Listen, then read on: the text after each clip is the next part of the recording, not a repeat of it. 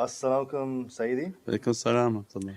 What is the reality of our passing? Will we automatically know what we promised Allah and the reality of the immense time we wasted in dunya? If you're in tariqah or not in tariqah. If you're in tariqah, the tariqah means the path in which to fulfill what your promise was. That was in the talks 2 nights ago of the bay'ah last week. Why Allah brought you into the tariqah was to fulfill and bring you to real Islam. Real Islam is based on your bay'ah, your allegiance. Without the allegiance there is no Islam. So that's somebody whom Allah didn't really guide, brought them to barakah. But when Allah want to guide the servant, then He takes them to the tariq, the path. Istiqamu fi tariqat, which Ayatul Kareem Allah adhere and stay firm upon your tariqah, because that tariqah is going to bring you into the reality of Islam and submission. And that then is the reality of reaching our ahad, our covenant in which Allah sent us onto this earth. Do you remember I sent you onto this earth and everyone had a mission and we said yes?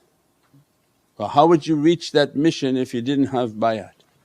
So then you took bayat to confirm, and that's why Allah in the words of the bayat is that don't leave it.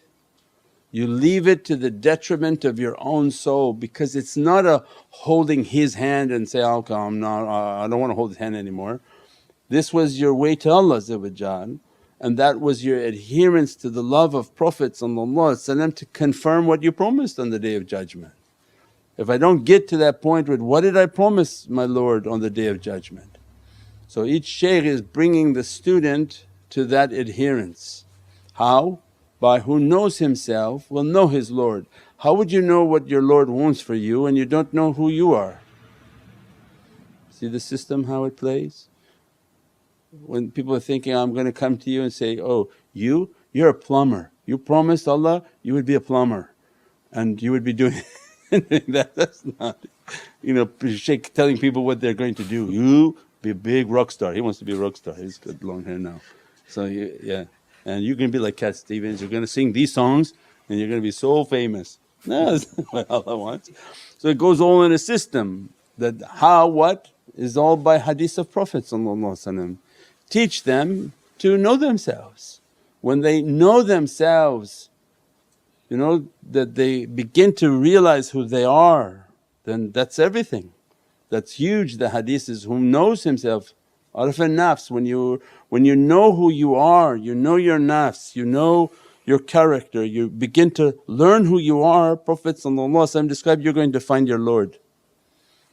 Didn't say Allah, is going to find your Lord. You're going to find that which governs you, right? That's, I'm looking, I'm finding myself, I find all these desires, how these desires are governing me.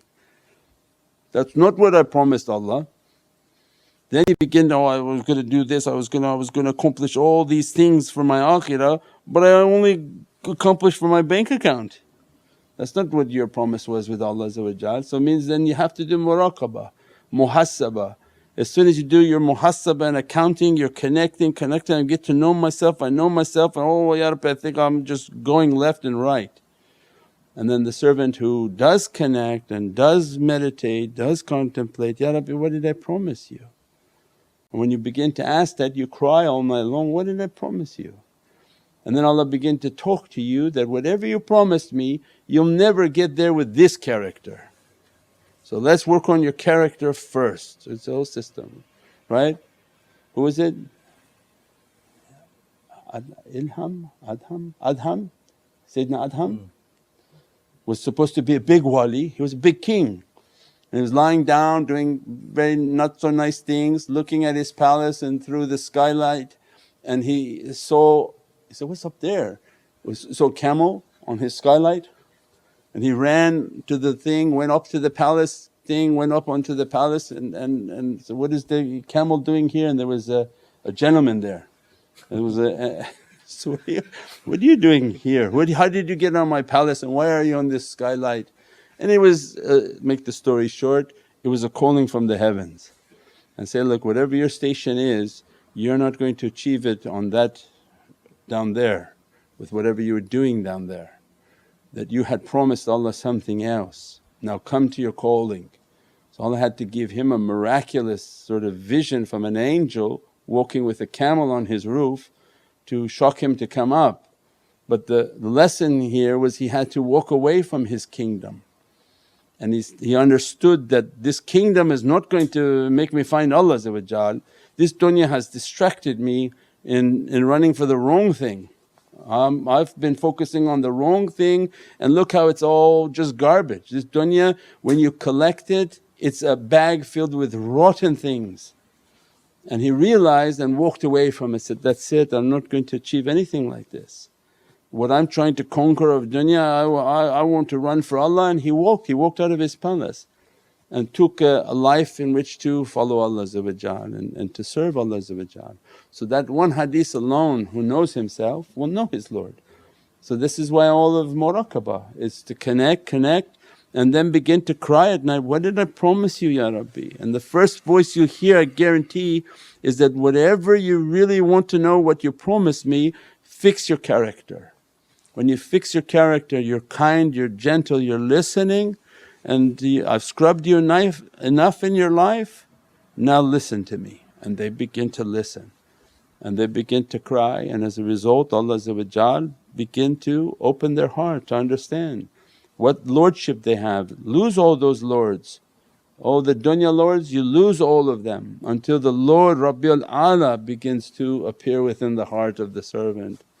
That they left all that and the Lord Most High begins to appear within their heart and begin to draw near. When you begin to draw near to Allah, well then it's very clear who you are, right? If you're drawing near to Allah, it's going to be very clear who you are. You'll begin to know, all the inspirations will come into you that I'm supposed to adhere, I'm supposed to draw near, I'm supposed to be good, I'm supposed to have all of these akhlaq and characters, and then your God given talents in Allah's way will begin to appear. And that's the responsibility of the shaykh, right? Did you promise Allah that you would be singing for thousands and hundreds of thousands of people in a stadium? Or you'd be singing the praises of Sayyidina Muhammad. So that's what, everyone has a skill, ability, a word, a gift, and those gifts were supposed to be for Prophet. But shaitan has hijacked everybody's gift and using it for himself and for whatever nefarious purposes people want to use. That's the symbol. So a generous person has always been generous, but he's just been generous with the wrong things. He goes and does everything for everyone. But that wasn't what Allah wanted, said, use that generosity towards Prophet. So as the person knows themselves, they'll begin to understand who they really are and what they promised Allah, inshaAllah. Very easy system, it's nothing even complicated about it.